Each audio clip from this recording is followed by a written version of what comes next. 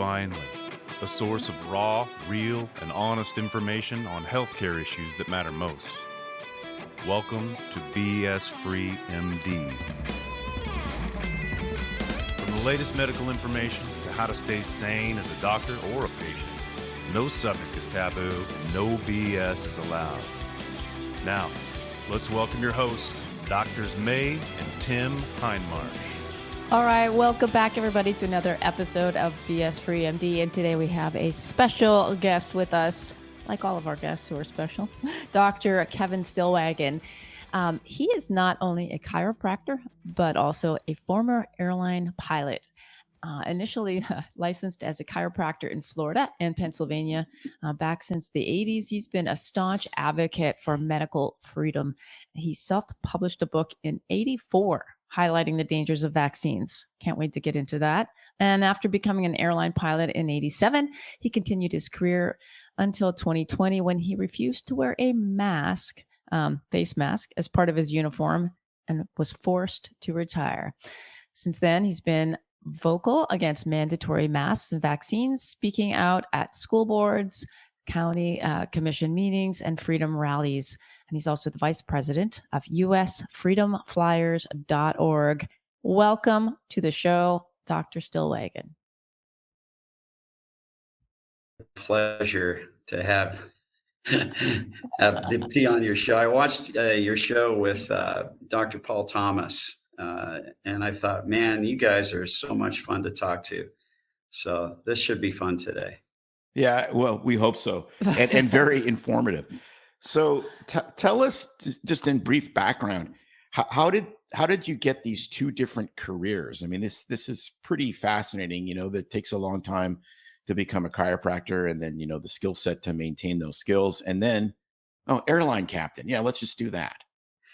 Yeah, so I started flying at the age of 15, and my father was a chiropractor, and he wanted to be a pilot as a hobby. So when he started learning to fly, I started to learn to fly along with him, and that was like a father-son project.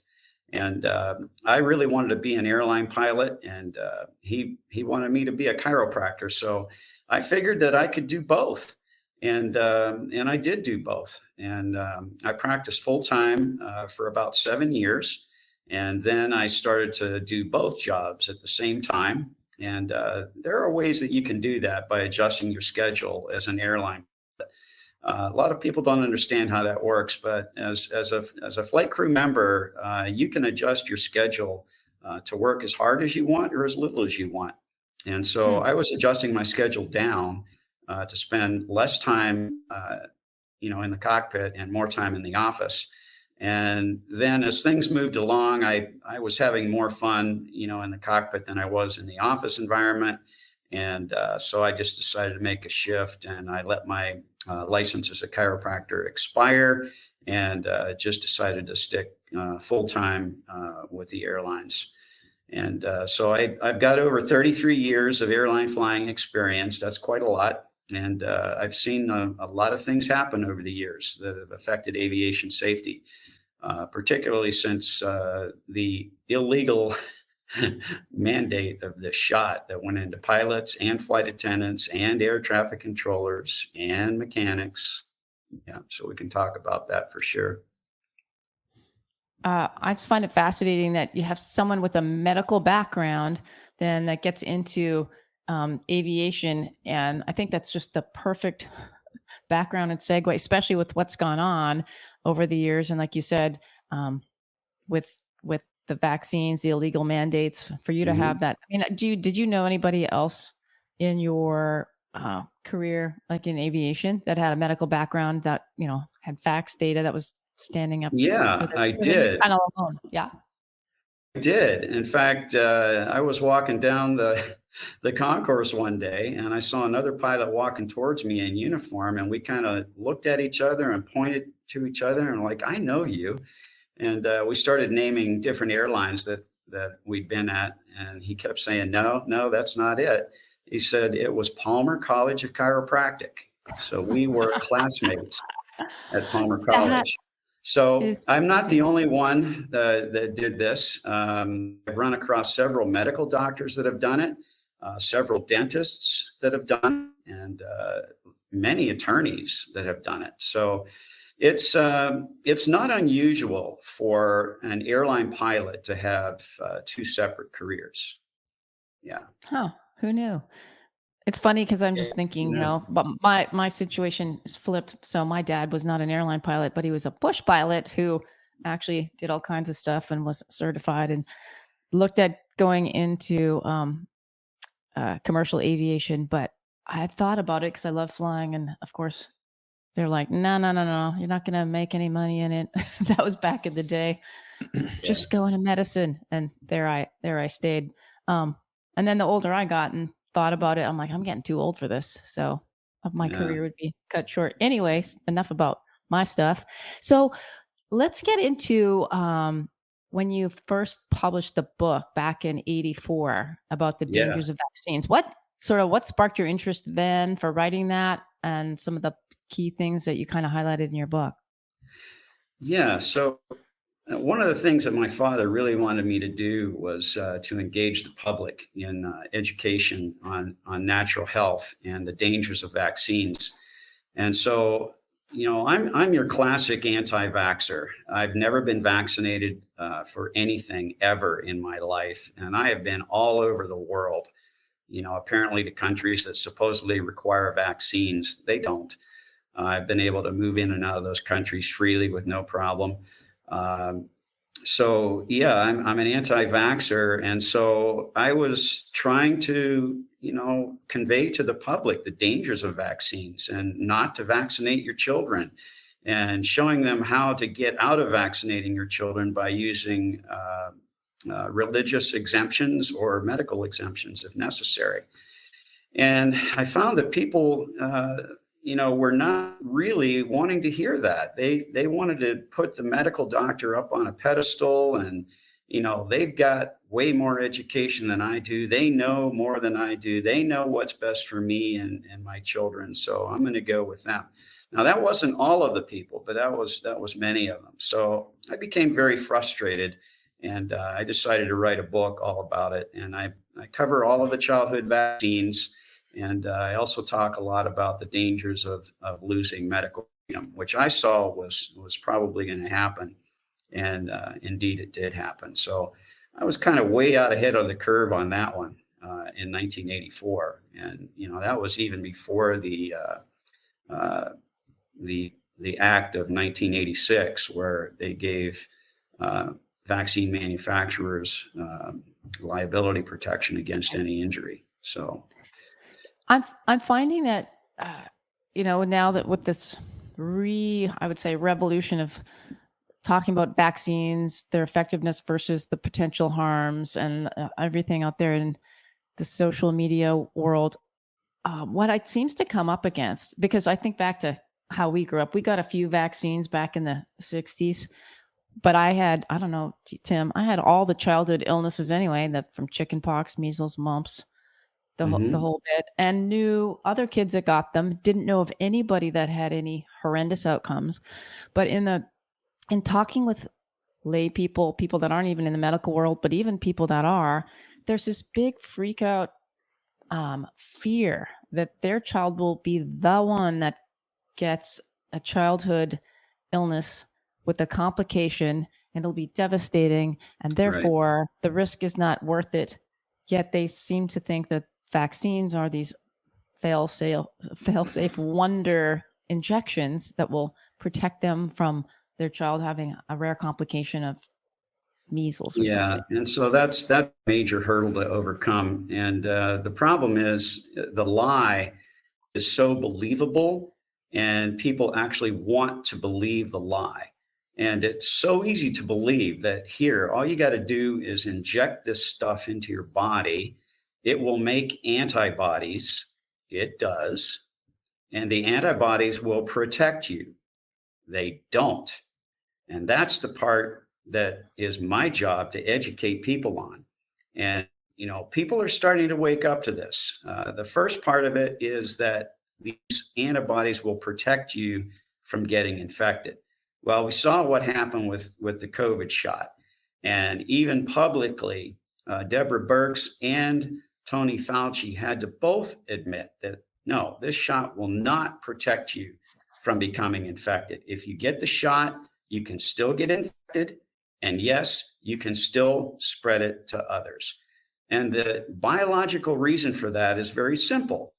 It's because, people want to follow the science. What does the science say? The science says that if you inject something into your body, a foreign substance, your body will make antibodies. It most certainly does. But the key is those antibodies are serum antibodies.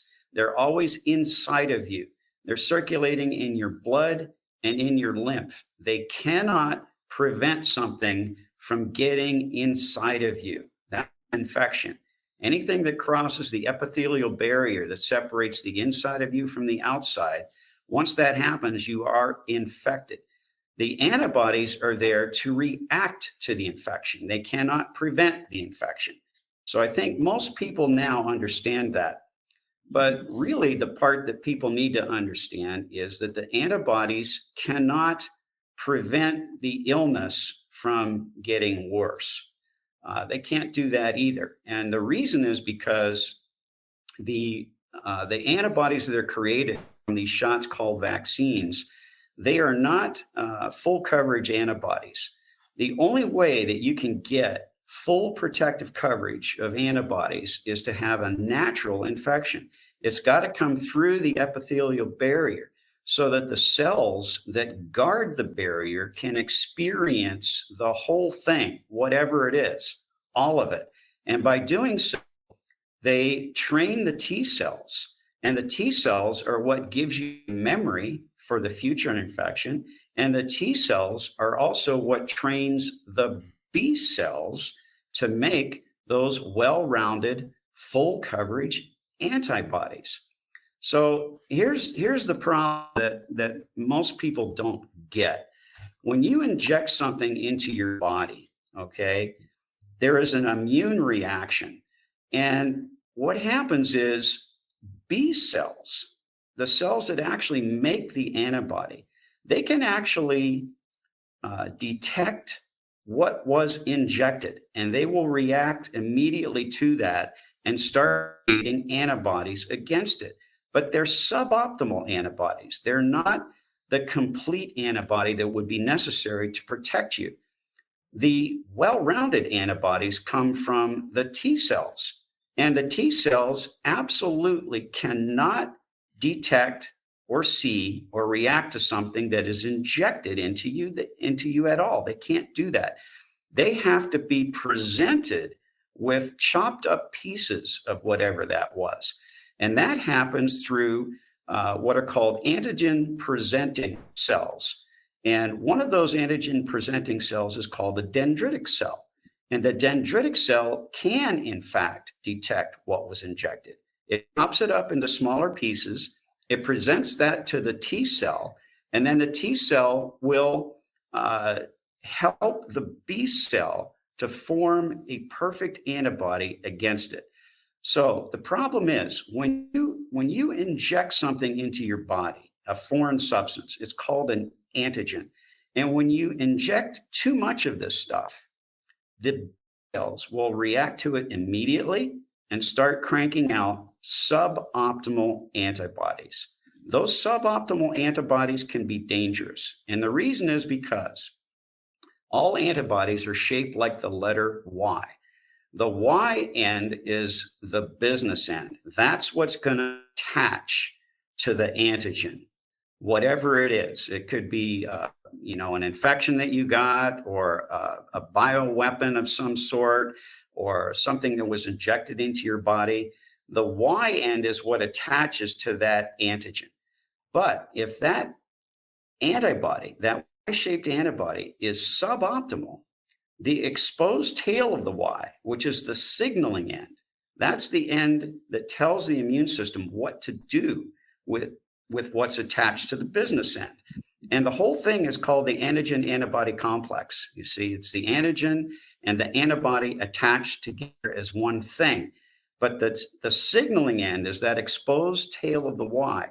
If it's a suboptimal antibody, which is what you're going to get with these injections, the tail of the Y can signal the immune cells to take in the antigen antibody complex, but instead of destroying it and eliminating it from your body, that immune cell will allow that antigen to be replicated. There will be more copies of it made. They will be released back out into the blood and into the lymph so that they can infect other cells and other tissues. That's called antibody-dependent enhancement of infection. It makes it easier for you to get infected, and it also makes it easier for the infection to spread. And this is why people like Joe Biden that got 6 booster shots can't figure out why they continue to get infected with what they were supposedly injected against. That's called antibody-dependent enhancement of the infection. It's dependent upon the antibody because the antibody is suboptimal. But it gets worse than that, because the second part of the lie is that the antibody will protect you from getting severe disease symptoms. Well, that's not true either, because if you continue to inject yourself with these antigens, you're going to have so many suboptimal antibodies floating around in your blood and in your lymph that the next time that you get infected, and you will, you have so many of these antibodies that they start attaching to the invader by 2s or 3s or 4s instead of just 1. And what happens is, because of the close proximity of the exposed tails, it kicks off an arm of the immune system that's called the complement cascade. The complement cascade is the heavy artillery of your immune system. It's supposed to be reserved for chronic infections or localized infections that your body is having a really hard time getting rid of. And believe me, you do not want the complement system activated when it doesn't need to be. And the reason is because it's extremely aggressive. It's highly inflammatory. It will go after any cell that has that antigen that you injected attached to it with a vengeance. And it will go after any cell that's making that antigen with a vengeance. And it sets off the complement cascade. Basically, it's 15 quintillion proteins of 30 different varieties that you were born with. We all have them. They're always there. But when this cascade gets kicked off, there's one protein that starts the cascade. It changes shape of the next one. The end of the line is what's called the membrane attack complex, where these proteins result in holes being drilled in the invader and also in the cell that's either got the invader attached or is making the invader. But the problem is it's not specific. It can actually attach to normal tissue cells nearby. And when that starts happening, then you get destruction of normal tissue. That's a pathology that creates symptoms.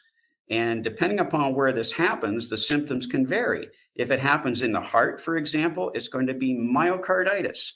Why is that? It's because this inflammatory syndrome is so hyperactive that it will draw in extra white blood cells like neutrophils.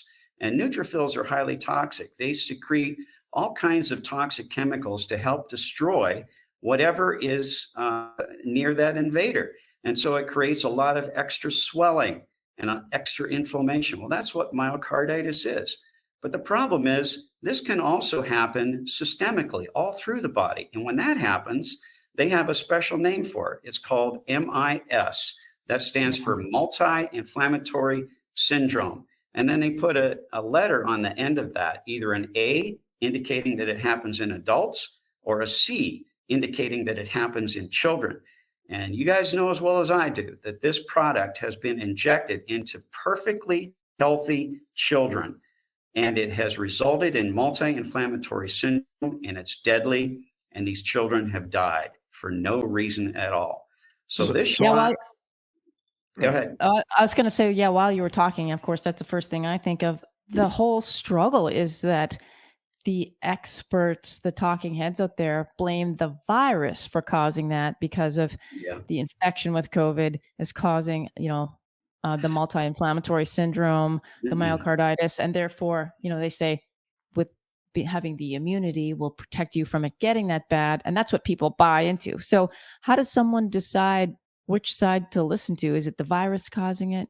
Is it the shots causing it? How do you know what I'm saying? It's like, who do you believe? A virus never killed anybody. The thing that is deadly is the immune reaction to whatever the invader is, the virus or whatever you're injected with. The immune reaction to that, and I kind of talked about that, that's what results in the tissue damage. And the tissue damage, if it gets bad enough, it can be deadly, especially if it happens in the lining of your lungs called the alveoli. You start to have destruction of that layer inside of your lungs, and that causes interstitial fluid to start leaking into your lungs. And it makes it hard for you to breathe. And that's called pneumonia. And that exposes the inside of your lungs now to other bacteria. And now you've got a pneumonia infection, and this can be deadly. So it's not the virus, it's the immune reaction that's causing the tissue damage that results in the symptoms. And if you don't get this under control, it can be deadly. But it's interesting because I think that I don't entirely agree with you, which is perfectly fine. But I think that there's two elements to the vaccine question that I think are really important for people to understand from a 30,000 foot level, and you are a pilot.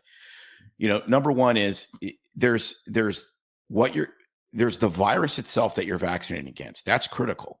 So this idea that you can shove something in somebody's arm and protect them from a respiratory virus, when the way respiratory viruses get in is almost exclusively through your nose. So you need that endothelial immunity, the humoral immunity of your mucosa. So it's kind of a fool's errand to think that you're going to get a flu shot in your arm and it's going to prevent getting the flu from somebody coughing on you. But the other side of this is there are some vaccines that have been shown with very, very good data that were really effective. And if you look at the work of Peter Abe in Africa, where they were vaccinating with the old live measles vaccine, that's the critical element to this, in children that were absolutely vaccine naive. They started doing this back in 1978. They showed a direct cause and effect. Kids that got native measles and survived, or kids that got the live vaccine, actually had better all-cause mortality. So they didn't just die less of measles, they died less of lots of infections. And so they went down this rabbit hole, his group. They're Danish physiologists or something. And they said, okay, what vaccines have all-cause mortality benefit?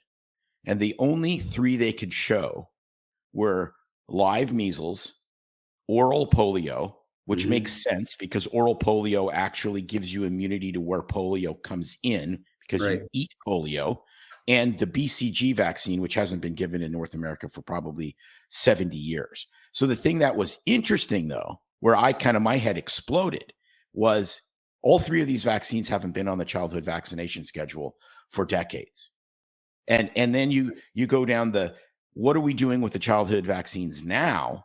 And we're using these super weak versions of the virus and then adding these adjuvants like aluminum or mercury or whatever to stimulate the immune system. And yet there's been zero studies on all-cause mortality in these vaccines and zero studies on whether you can combine 6 shots together and whether that works better or worse or causes downstream neurodegenerative problems or autoimmune disorders or any of this. And so there's actually really good vaccine data for 3 vaccines. And there's essentially zero vaccine data for the childhood vaccination schedule. Yeah. And I mean, it took me years and years to get to this point, but you're like, holy crap. Yeah, you covered a lot of territory there. And I will tell you that the oral polio vaccine that was used and the rotavirus vaccine, which is also oral, and you nailed it. It goes through the epithelial barrier in the gut lining the way a normal infection would. And when you do that, you get that well-rounded protection. And you also get what are called secretory IgA antibodies that are secreted back out into the mucosa. And these are specialized antibodies that can actually block future infections from happening. So yeah, they did provide not only well-rounded antibody training and creation, but they also provided that secretory IgA protection of infection. But the problem is you cannot reliably control the strengths of those vaccines. And they found that out the hard way, especially Bill Gates, when he decided that he was going to eradicate polio from the face of the earth. And he went into certain countries or areas of India and Africa, and with these very aggressive oral polio vaccine campaigns, and ended up creating worse polio that existed before he even started. And the reason is because you cannot reliably control the strength of these products that are called live vaccines. And they're not live because viruses are not living things. They call them live because they're putting in the whole thing, all of it. And so this is why I think you're going to see a shift towards mucosal, inhalable vaccines, because they're going to try to get the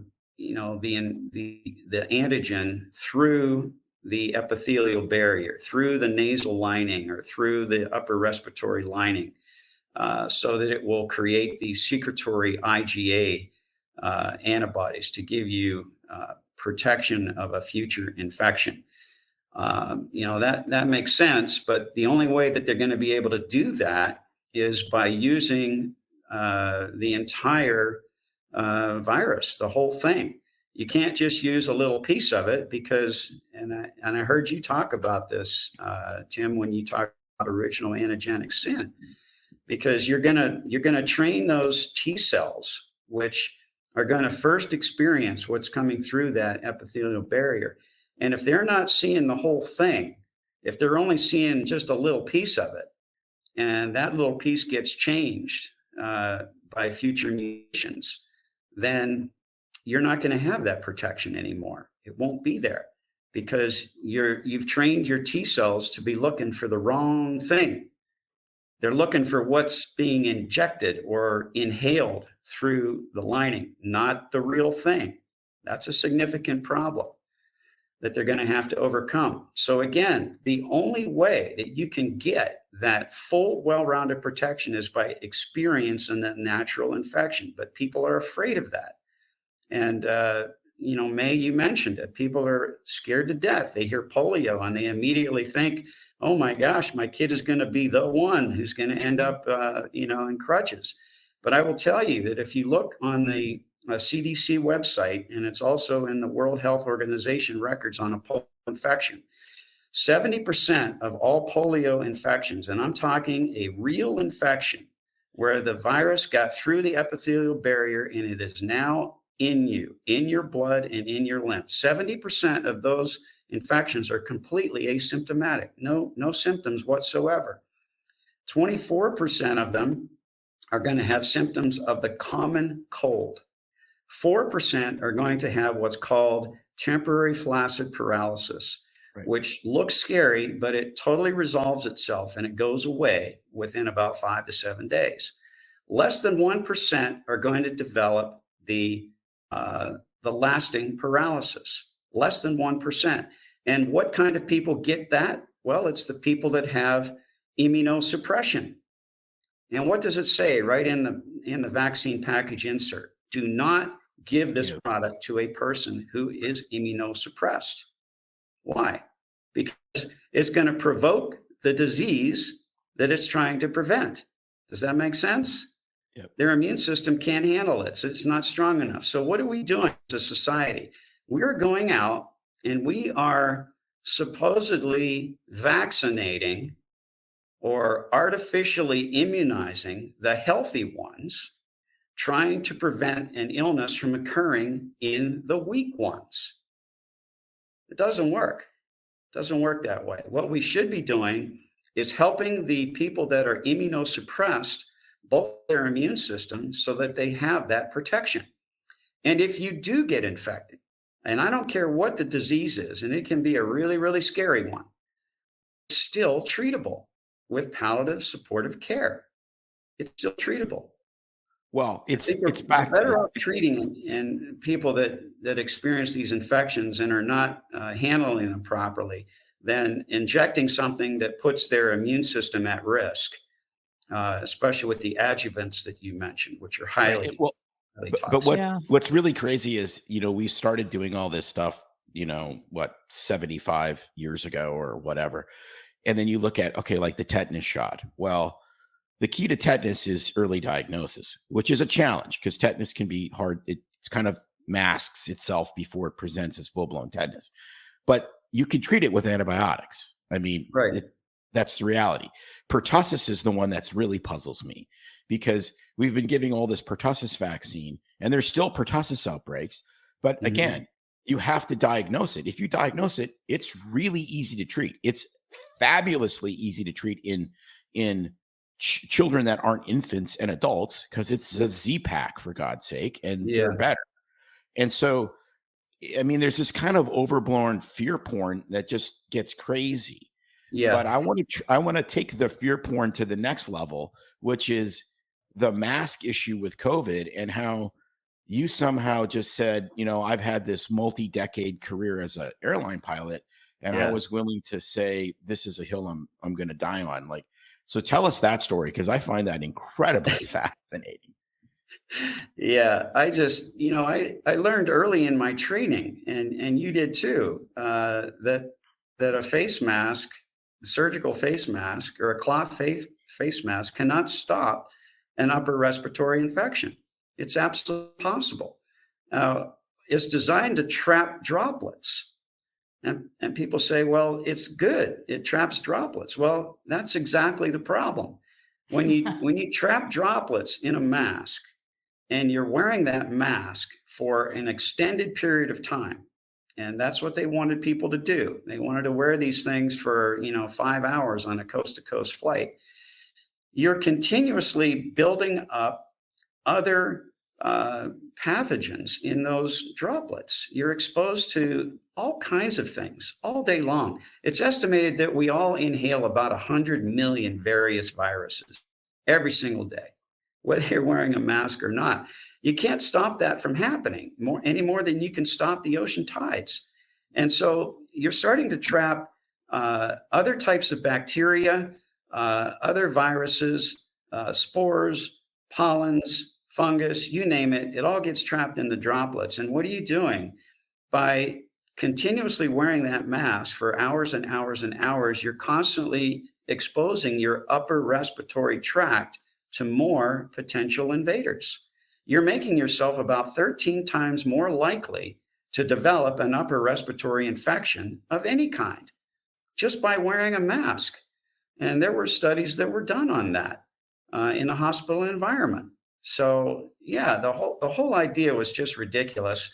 Plus, they never did any safety studies on it to show, how it affected pilots' ability to process information, think clearly, reaction times, could be affected. None of that was tested. And so I just absolutely refused to do it for lots of different reasons. And I wasn't the only one. I ran across several other fellow pilots that refused to do it. And luckily, they had an early retirement program available to us, and we all took it and walked away, from a perfectly good career, because we were that I don't know what the word is, courageous, and we just had our hard line in the sand that we weren't going to do it. So they had like a no tolerance policy, no mask. There was no tolerance. Yeah. They called me on a layover. On one of my favorite layovers in Boston. I really enjoy, walking around Boston and running around along the river there. It's just a fun place to be. And I got, two separate calls from two different chief pilots from two different bases. One was Atlanta, where I was based at the time, and one was from New York, which was my previous base. And they said, we're getting reports that you're not wearing your face mask.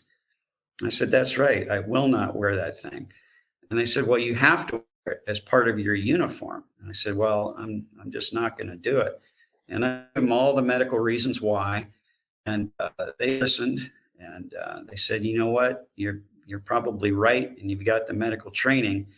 But corporate has decided that we want all of our employees to wear the same mask, and it's an optical thing. That way it looks like Delta Airlines cares and is in this fight together. Yeah, right. So, just like the Star of David in 1939. exactly. Yeah. It's a signaling thing. And Wow. I wasn't how- going to play that game. We want to know how many pilots you knew, or not even maybe knew personally, but were fired over this. Well, I wouldn't use the word fired because we were given an opportunity to take an early retirement, and at Delta Airlines it was over 2,000 out of about 20,000. So that was about 10%. 10% walked away with early retirement. Now, some of those were not specifically over the mask. It may have been that they were approaching retirement anyway and just wanted to leave a few months early. But I do know many that had like 5 years remaining, and they were getting up to the pinnacle of their career. And I was too. I was just getting ready to upgrade to the wide body Airbus, which is a significant increase in pay.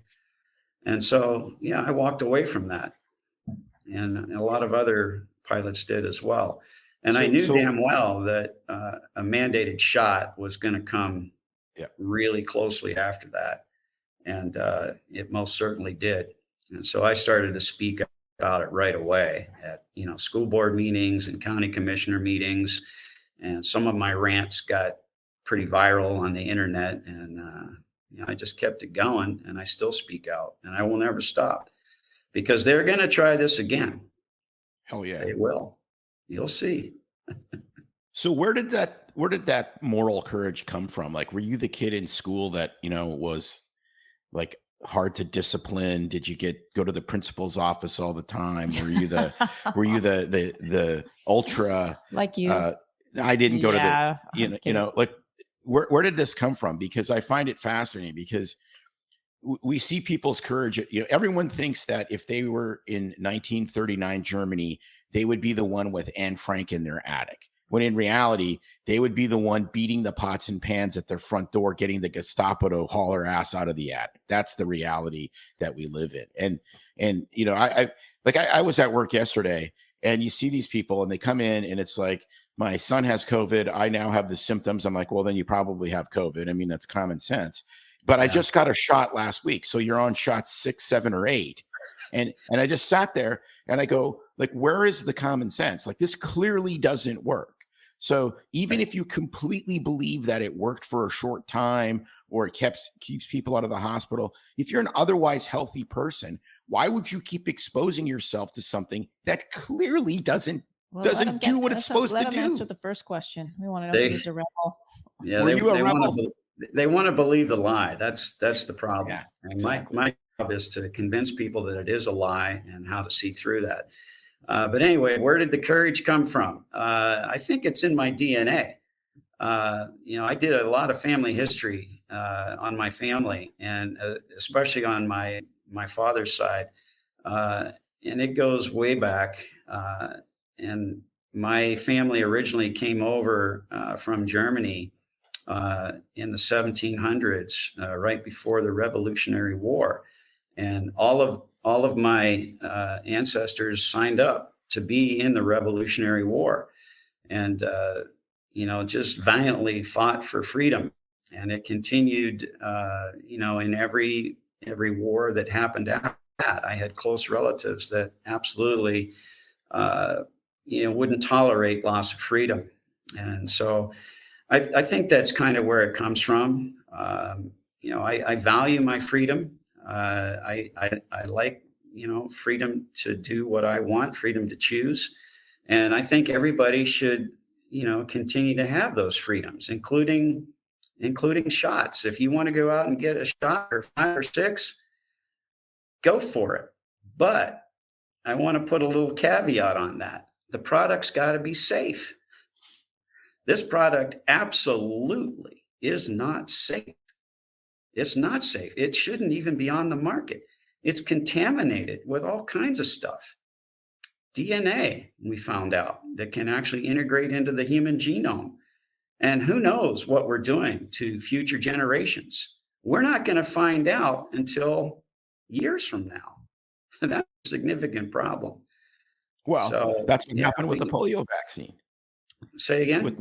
With the polio vaccine. So the original batches of the polio vaccine, they used monkey kidneys to culture the virus, because it was a quote live virus vaccine. Yeah. And they had no idea that there was, first of all, we had no idea that viruses can cause cancer, that there's, oncogenic viruses. Right. And then there was the simian virus that lots of monkeys had that gave monkeys no symptoms of anything. But unfortunately for humans, if you're infected with this, you get a solid tumor cancer 35 or 40 years later. And again, correlation does not cause causation, but correlation makes you scratch your head and hopefully do a study.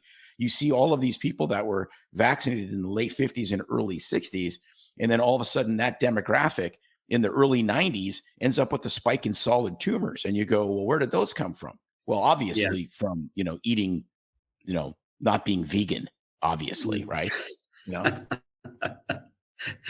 So that SV40, that was a problem. And you're right. It didn't show up until, years down the road. And there's part of that SV40 is in this shot. Yep. We know that now. And we need to find out why that's in there.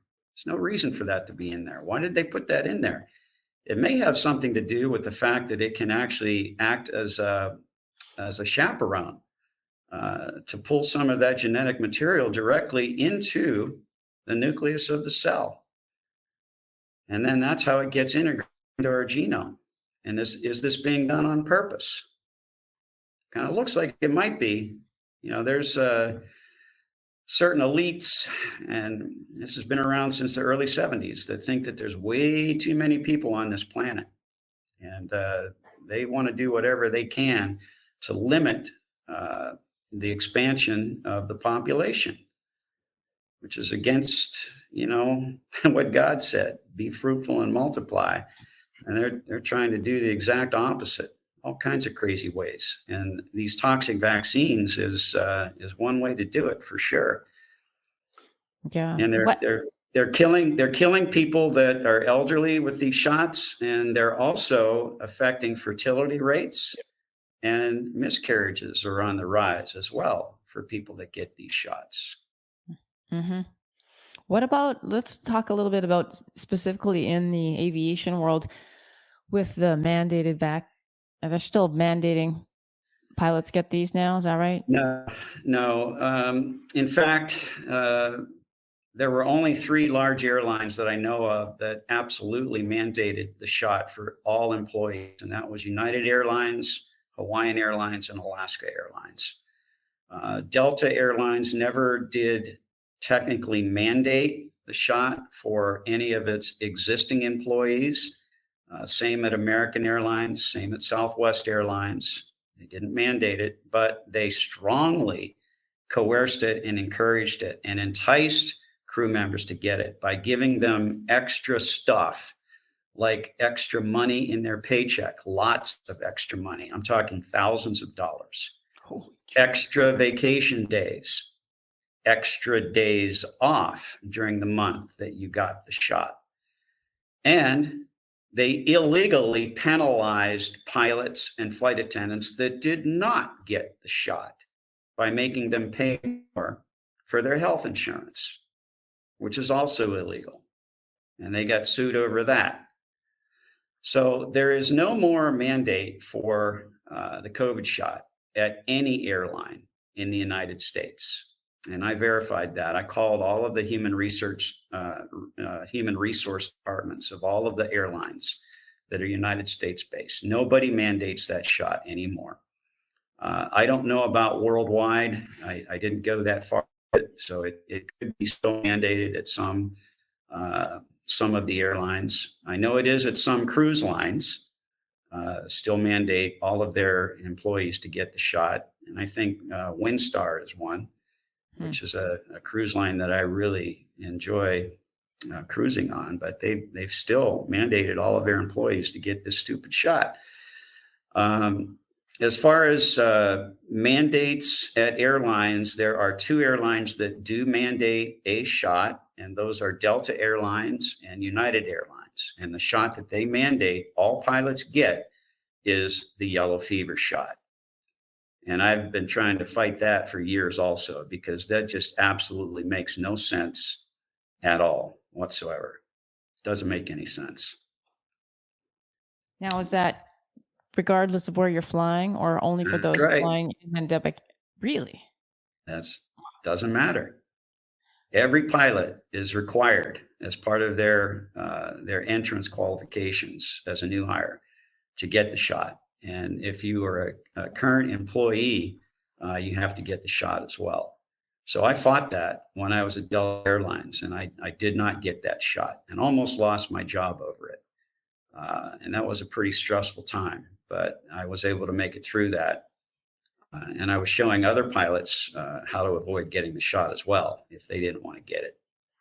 Yeah, and that's what really got me in the most trouble. I was going to say, I'm sure that they really appreciated that. They didn't like that. The whole thing about the mandates that still just completely blows my mind is how counter to common sense it is. So, some genius on Twitter posted months ago, well, imagine a scenario where it's a 50% kill of the virus and you have a 100% safe and effective vaccine.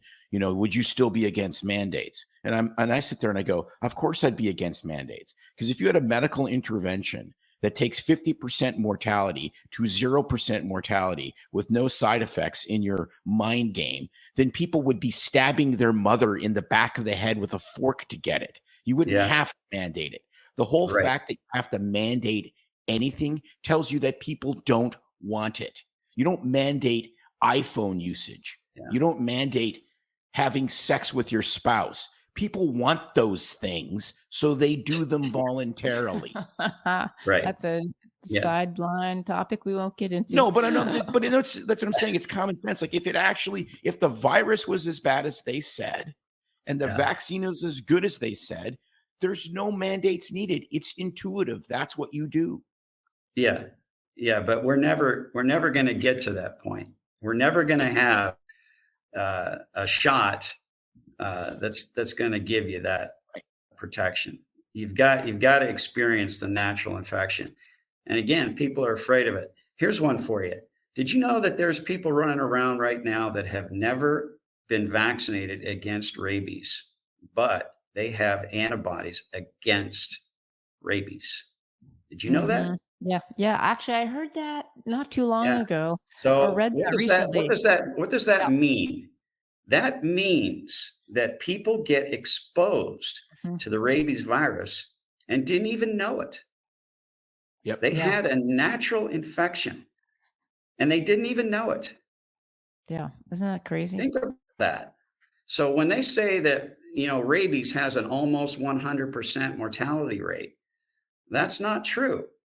The mortality comes in when we're talking about people that are having immunosuppression. Their bodies are dealing with other things. Maybe they have cancer, or maybe they've got some kind of a chronic illness that's depleting their immune system.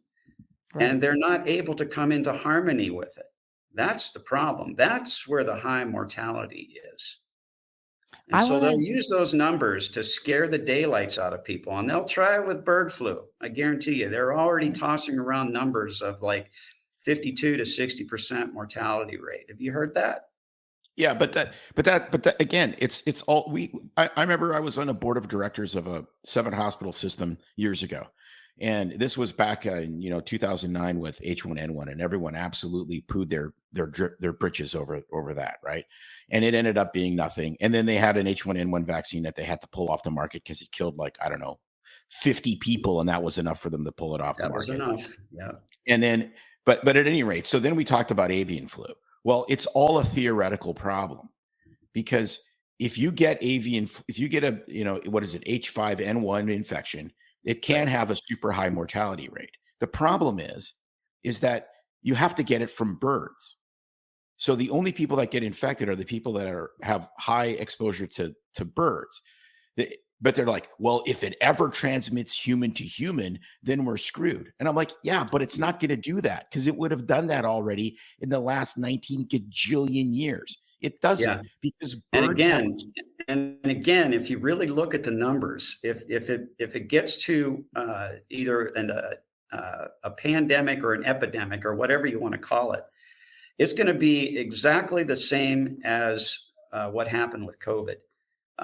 Most people that get exposed won't even display symptoms, and those that do are going to be mild, and it's going to be a small percentage of the population that's going to have trouble. And those are the ones that are going to need treatment. And you know what the best treatment for an emergency like that is? And I know you know the answer to this, Tim, because you use them: monoclonal antibodies. Mm-hmm. And you get those from people that experienced the disease and they convalesced.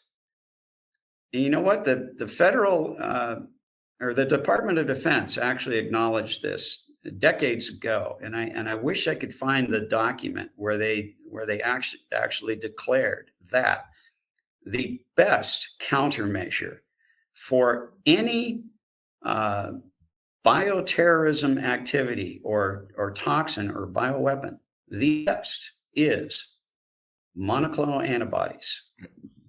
That's the best countermeasure. Right. And May and I both, I did it a little longer than she did, but we were in the startup clinic, as we've mentioned in other shows, and we treated probably 1,000 people in our little rinky-dink clinic with monoclonal antibodies. And I'm telling you, when you had the right monoclonal antibody with the right COVID variant, people would be getting better in hours. It was absolutely like pixie dust. Yet somehow we pushed the vaccine and we didn't push this. Like I would be screaming at people. I'm like, why can't you get this in 7-Eleven? I mean, but do you see how easy it is to believe the lie? Because the antibodies can be powerful, but they got to be the right antibodies. And you nailed it. But you don't get these antibodies from injections. You don't get them that way. No, you get them from a convalescent individual that experienced the whole thing.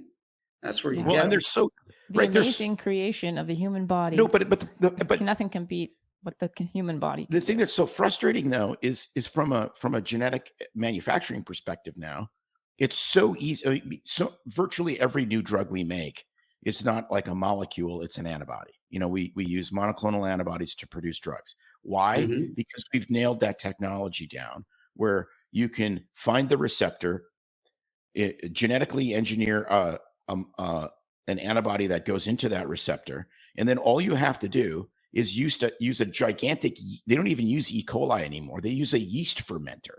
It's basically like making beer, and the yeast just craps out all of these antibodies. You filter that out, and you have it. Like if you look, I mean, it was a sub note in COVID, but we had 5 or 6 different monoclonal antibodies, and they would modify these literally within a couple weeks of a new variant. It was, if that was the thing that was pushed and you really, really cared about saving people's lives, it wouldn't have been remdesivir. It would have been Zithromax steroids, monoclonal antibodies, and a pat on the head, because you would have been feeling better. Right. Yeah.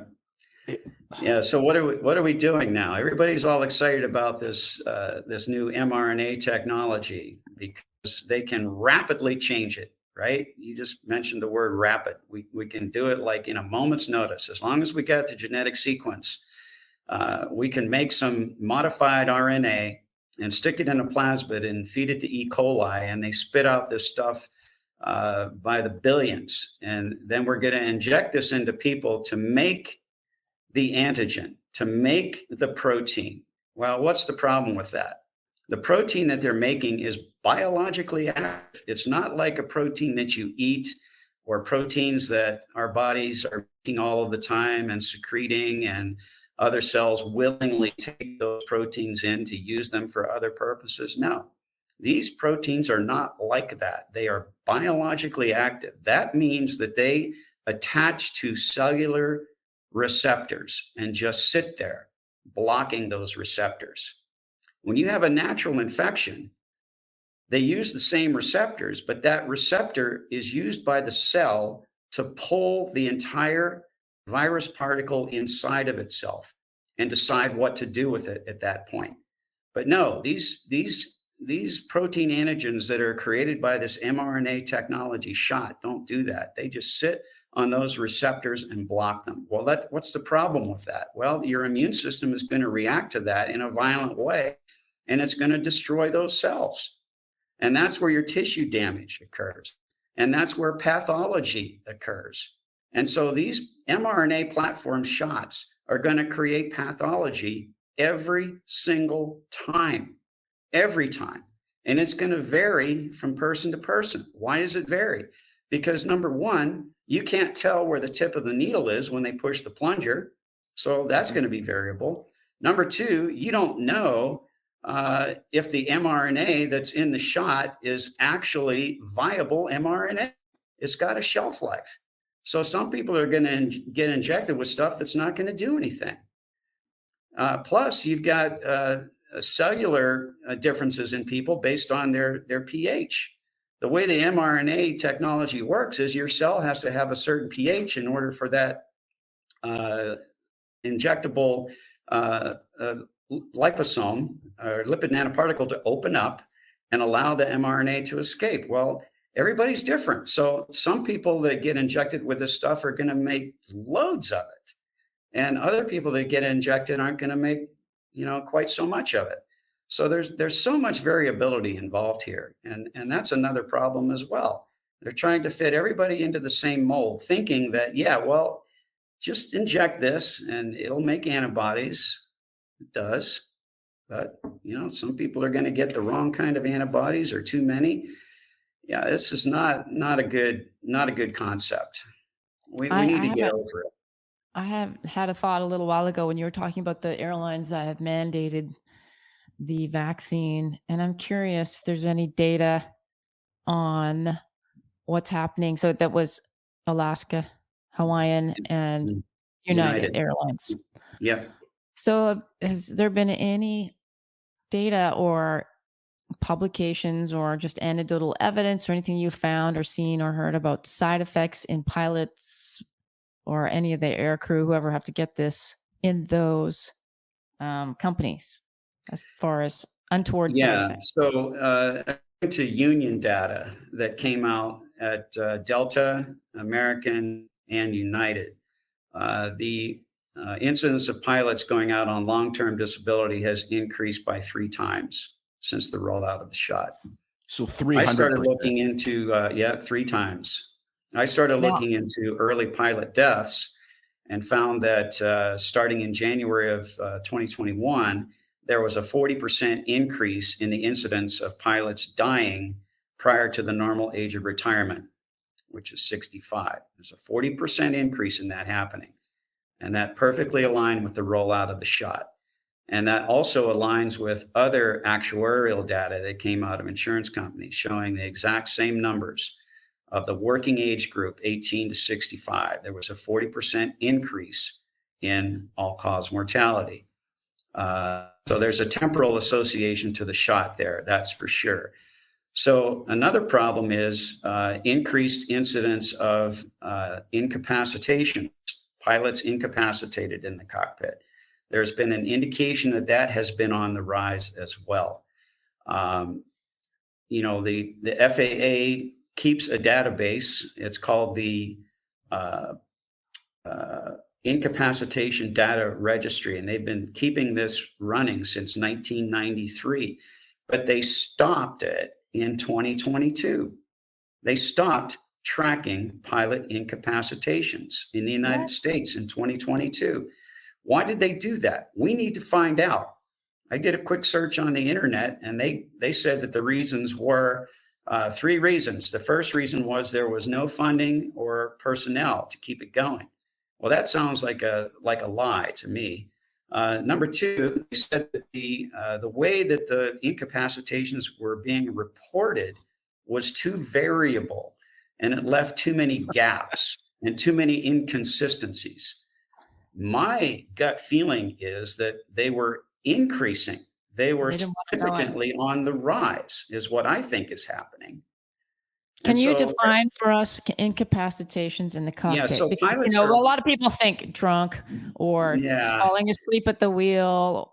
So pilots are trained for incapacitation of the other pilot, and we always have been for decades, because we know that it can happen. A classic example is food poisoning, and that can incapacitate a person, and you're unable to perform your duties as a crew member if that happens. I mean, it makes you really sick, and that's one of the reasons why it's written in all flight ops manuals, and hardly anybody follows this rule, but it is in there, that when pilots are on a layover together, they're not supposed to eat the same food from the menu, because they're trying to prevent the possibility of the next day, having both pilots go down with a food poisoning type of scenario. So we are trained for pilot incapacitation. And I can tell you that either pilot is perfectly capable of safely landing that aircraft and getting it to the gate, even if the other pilot is dead or has passed away in the seat. The problem is the possibility of both pilots being incapacitated. Now, I admit that that's going to be a very, very rare event, probably almost impossible for that to happen. But what is a real threat is the possibility of a pilot having a seizure, a full body seizure. And this has happened in the past. And I've got documents that clearly show this has happened in the past. And it puts in a full flight control input that is unexpected, and the other pilot is not going to be able to overcome control input, and that could cause loss of aircraft control. And if this happens during a critical phase of flight, like during the takeoff phase or during the landing phase, you're not going to have the altitude required to recover from that, and the aircraft will crash. And it's going to be a disaster. And so we now know that seizures can definitely be an adverse reaction from this shot for at least 4 pathways that I have discovered. And I write about this in my Substack.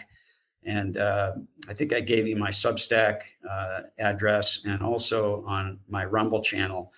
I do videos on this. I talk about the mechanisms of how the shot can actually produce these problems in pilots. So it's all there. And so what I'm yelling and screaming about is that what we need to be doing right now is screening pilots to see if they have these subtle things that are happening that may be completely asymptomatic. But there are simple tests that can be done. Like looking at the retinal capillaries, for example. If you've got microclotting or microclumping of blood cells, you can see that happening in retinal capillaries. And if it's happening there, it can be happening all over the body. Now, what's the danger in that? Well, it creates areas of ischemia where you're not getting the proper amount of blood supply, oxygen, and nutrients. If it happens in the brain, then you start to get subtle things happening like brain fog, inability to think clearly, the possibility of losing your vision temporarily. These are all called transient ischemic attacks. And, the FAA just put out a notice in 2023. It's called a SAFO, a safety alert to operators. And they're showing that there's a significant increase in aircraft incursions, airplanes getting too close to one another. And we just had an incident that just happened just a couple of weeks ago in Syracuse, where there was an aircraft on the runway cleared for takeoff. It was a Delta aircraft, and an American Airlines flight cleared to land on the same runway. And it was the American pilot that decided that this was not a good idea and said something to the controller, and the controller issued an order for that aircraft to go around. But they missed a very important part of that. When you issue a go around order to an aircraft, you're supposed to tell it what altitude to climb to and what heading to fly, so that it doesn't have an incursion with the aircraft that's taking off. Well, for whatever reason, the controller didn't do that.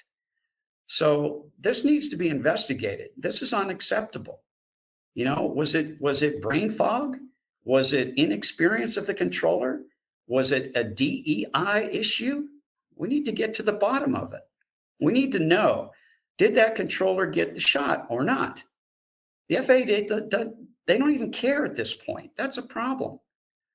Whether or not a pilot or an air traffic controller, which is required to have a medical certificate to do their job, that should be a part of their medical record. Now, normally I'm against something like that. I'm against, vaccine tracking, but this is different. This is a product that was mandated illegally. It was an experimental product that goes directly against the FAA internal guidance. You will not put experimental products into pilots or air traffic controllers. Well, they did. They did that. We need to find out why, and we need to track who got the shot or not. When did you get it? How many did you get? When was your last booster shot? This needs to be all entered into the pilot's permanent medical record. That way we can at least have a baseline to start tying these in to incidents that happen like this, you see. Absolutely. So yeah, it's a significant problem, and there has to be some significant changes that happen. And that's kind of why I decided to become more active in the organization that you mentioned earlier called usfreedomflyers.org. And I'm the vice president of that association, and I'm encouraging anyone who's interested in flight safety, which would basically be anyone who sets foot on an aircraft. Should be. Please join US Freedom Flyers. It is free to join. That way you'll get in on our email chain and you'll see what we're up to. Some of the changes that need to be made. And we need a lot of people behind us. We need a lot of support, a lot of membership. We also need financial support. And it is a 501c3. So if you're able to donate, we appreciate that as well. Perfect. I mean, I'm just scared to get on a plane now. But when you think about it, because it could be worse. You could have the Secret Service being the air traffic controller. Yeah, I know. I live in my bubble. Yeah, so I want to tell you that flying is still safe. It is still safe. That's evident, but there are definite signs that safety is eroding, and the FAA knows it. In fact, I just read their latest advisory that came out. They hired an independent company called MITRE, MITRE. And because they stopped the incapacitation data registry, they're looking to MITRE, which is a company that looks for solutions for safety in large corporations of all kinds. And they're looking for advice from MITRE on what should be done. And what MITRE is telling them to do is to collect data better. And you have to have better training on pilots to recognize subtle incapacitations.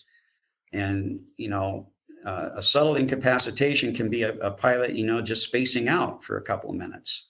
And, the other pilot's got to be able to recognize that and record this.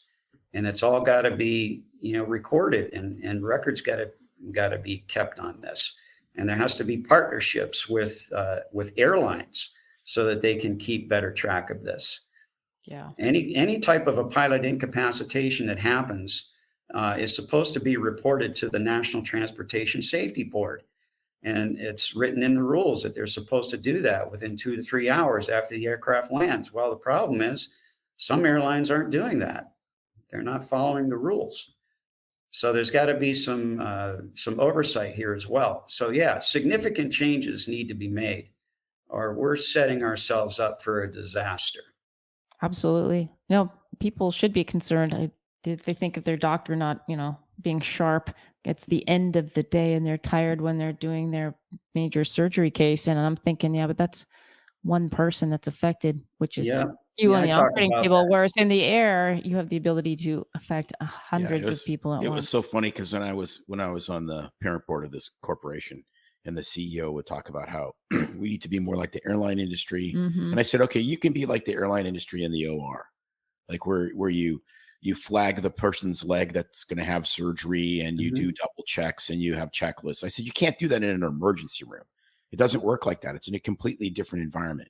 And I said, besides, we're doctors. Pilots can kill people 400 at a time. We only kill them one at a time. Yeah. They didn't like that, but... Yeah, there was a book written about that. It's called Black Box Thinking, where they compared errors that happen in a medical environment versus errors that happen in aviation. And I mean, you pretty much nailed it. When the error happens in aviation, it kills a lot of people all at once. And so there is going to be a drastic change in rules and regulations to affect that scenario so that it does not happen again. So they're basically, these rule changes are written in blood. Yep.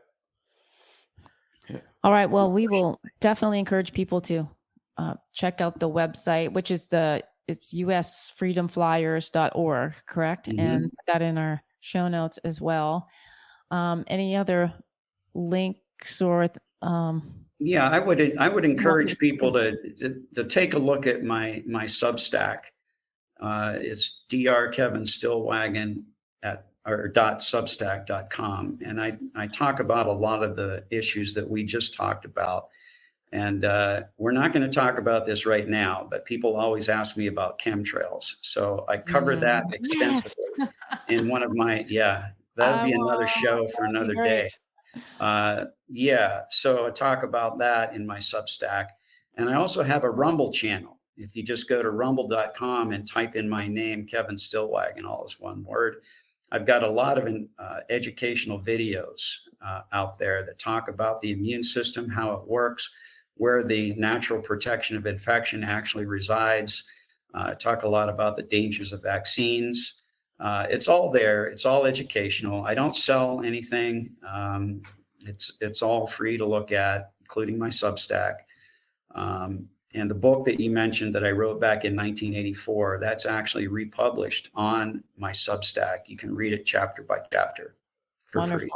Mm-hmm. Awesome. Thank you so much. Yeah, thanks so much for your time. This was fun. Maybe we'll have you back for chemtrails, or we have another show called Doc Tales with Cocktails. So maybe we can have a couple drinks and talk about that. That would be interesting because what I have to say about chemtrails, a lot of people don't want to hear, but it's what I think is the truth. Well, we'll save that because again, that is another bunny trail. That would be a good. That would be a good one, I think. Okay. All right. Thanks a lot, Dr. Stillwagon. It's my pleasure. It was fun. All right. If you don't mind, oops, he disappeared. Yeah. Okay, no problem. We'll have to get him next time then. I'm still here. Oh, yeah, there you go. I was going to ask, we always like to do this really quick rapid fire segment with our guests just for fun. If you got time for a couple personal fun questions that we like to do. Yeah. So for instance, tell us, of all the places, you've traveled a lot as an airline pilot, one place you'd like to go that you haven't been.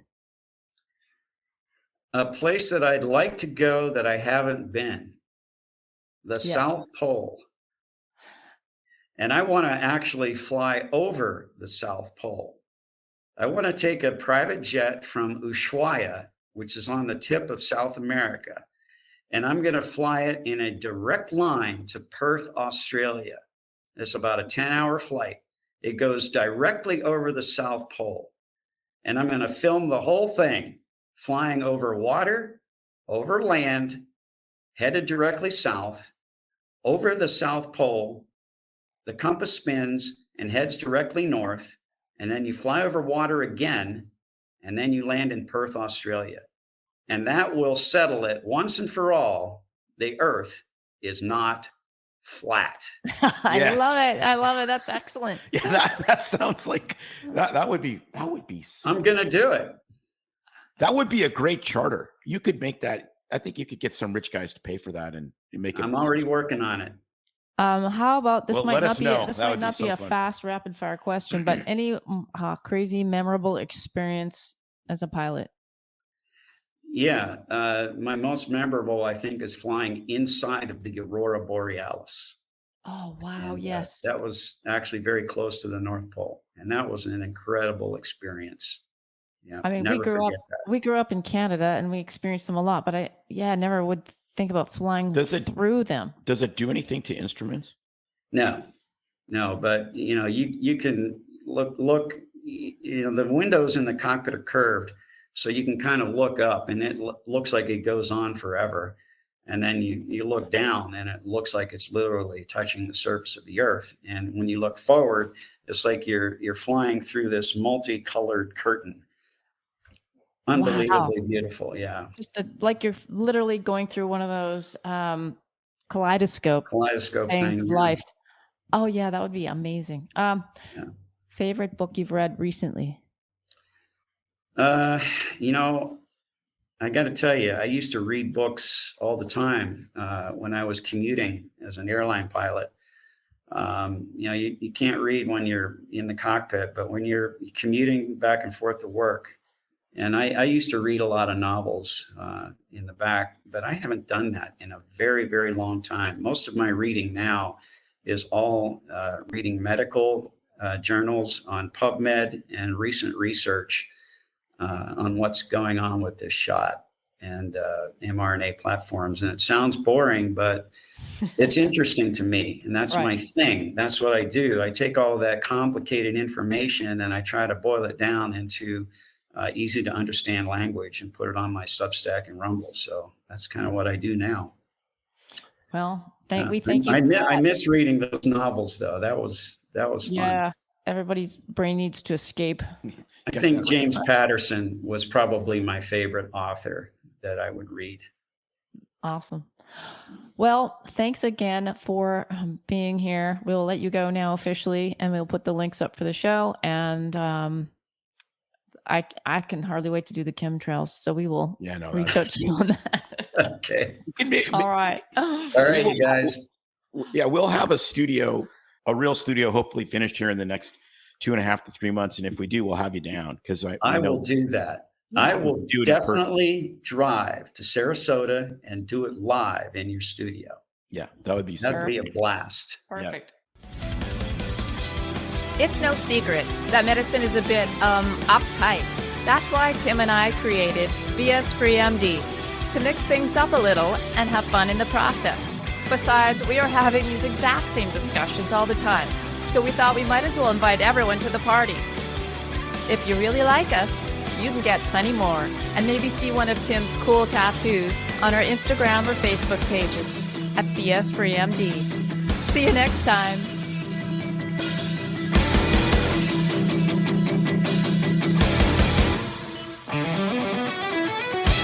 But we try to keep BS Free MD as raw and real as possible. We can't be held responsible for any medical decisions or discussions had as a result of what you've heard on the show. We know, bummer. But the truth is, we really do care about your questions. So feel free to reach out to us by email at doc@bsfreemd.com.